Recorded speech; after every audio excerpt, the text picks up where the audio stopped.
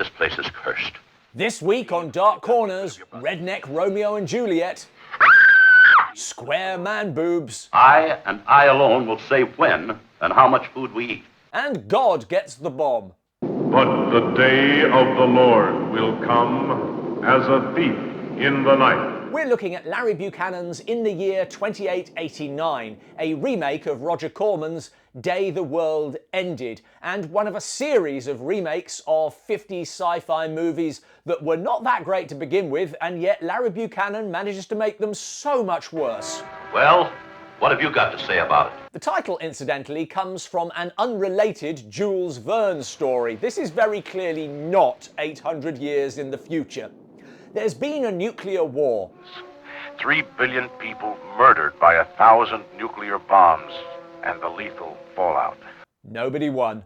Maybe there's no one left to hear my voice. But I'm still the most popular DJ on the planet. Who's wasting his life now, Mom? But there are still a few people left, including Joanna and her father, John.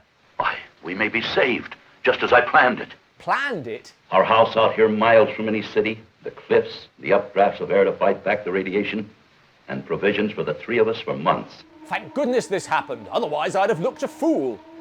They were to be joined by Joanna's fiancé, Larry, but he hasn't shown up. I couldn't very well order Larry to come out here and stay with us, even though you are engaged to him. I may have forgotten to mail the invite, never really warmed to Larry, but now... Someone at the door, Dad. It's Larry. He's made it. Larry? Don't open that door. We can't take the chance. But... Got to open that door. Don't touch him. He's red hot with radioactivity. It's not Larry. Ah, well, he can stay then. The irradiated Granger arrives with his brother, Steve. They can't stay here. They're followed by Mickey and Jada. Don't shoot. There's a girl out here. You can't stay here. And Tim. He can't stay. My policy is consistent. Their place in the middle of nowhere is oddly busy, but John lets them stay with good grace. You're not welcome here. And we get to know them. Jada is an exotic dancer, while Mickey is the obligatory jerk. I got some things working for me in L.A., big things. So how long before we can get out of here? How long is this nuclear winter going to last? I've got business in the smoking embers of civilization. And Tim is a drunk. Humanity is doomed. From robot monster to invasion from inner Earth, only morons survive the apocalypse. The 6 of us in this house may be the beginning of a new era, a new civilization. How did they survive? I've spent 10 years getting ready for this day. It took 5 years just to build this model. It's not to scale, but I painted it. Granger sits out this meeting as he's busy dying of radiation. Or is he? I'm not gonna die. He's fine. I need fresh meat. Raw meat. Okay, maybe not fine, but not everyone else was killed by the blast. And despite his fine impression of Captain Oates... I'm going outside. For a walk. This may be the fate that awaits Granger, as John sensitively outlines to his brother Steve. Face it, he's a freak of this new atomic world of ours. Fortunately, John has a solution. He should be destroyed. But Steve won't agree to that. This is his brother. You have to study him. Compassionate. Steve's worried that they will all go the way of Granger, but what can they do about it? You know, when my brother couldn't find the answer to something, he looked it up in the Bible. And that's why he never got his TV to work. This is the same brother who's turning into a flesh-eating monster. His bones are still moist. So I wouldn't call it 100% effective. Surely there's something to alleviate the grimness of life here. Maybe we could take a swim in the pool. Thank goodness they packed bikinis for the apocalypse. You are good looking. Nice that they have clean water. I've taken more baths in the past 2 months than I have in all my born days together. And that's why I arrived here alone. But food is running out.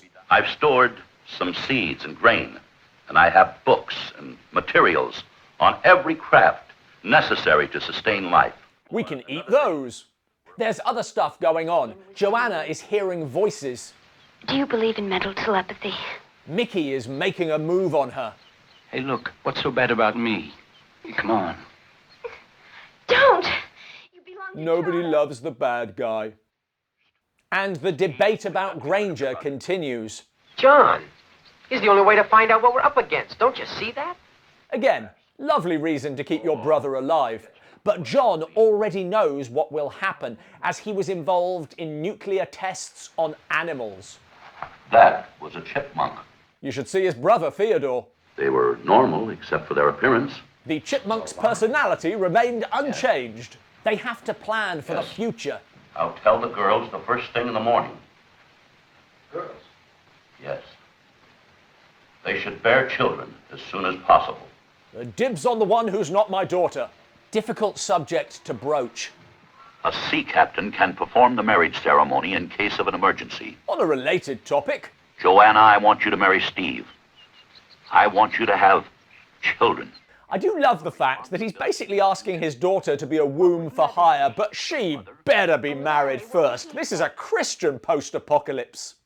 But before the forced breeding can start, a mutant arrives in the valley. He doesn't last long.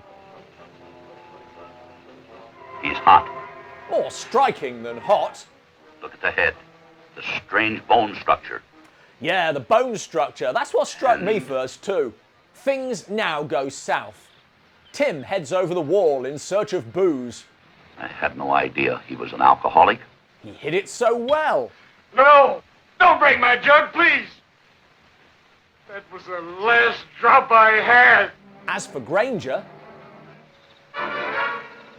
He's dead. who'll be our lab rat now? And John continues to push his agenda.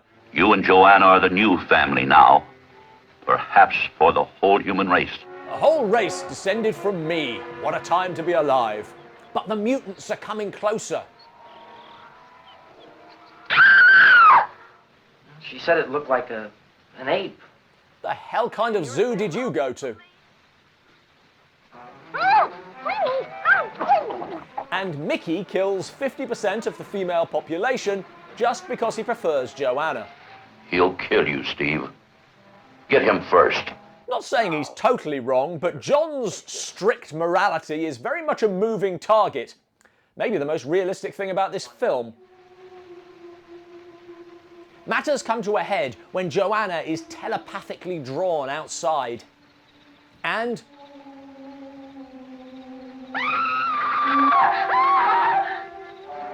Steve goes after her. There's no other way. Use that Luger on Joanna. Winning the Dark Corner's Ethan Edwards Award for I'd sooner see her dead than whatever the other option is. Back at the house, Mickey makes his move. Well, you've been no help. There, I've said it. But what can save the young lovers? The water. It's afraid of the water. Winning the Dark Corner's Dr. No Award for all it takes is a good shower to wash away that pesky radiation. Then there is a future. Yes, Joanna. And the truth about Joanna's Steve. telepathy is revealed. It was Larry. The mutant was her fiancé. Wow. Even Richard Curtis would say that was a rough way to treat the third point of a love triangle. He didn't come, Dad. Larry didn't come. Thanks for watching. Please forbid the like button from staying here. Why not pick up one of Dark Corner's B-movie inspired t-shirts for yourself?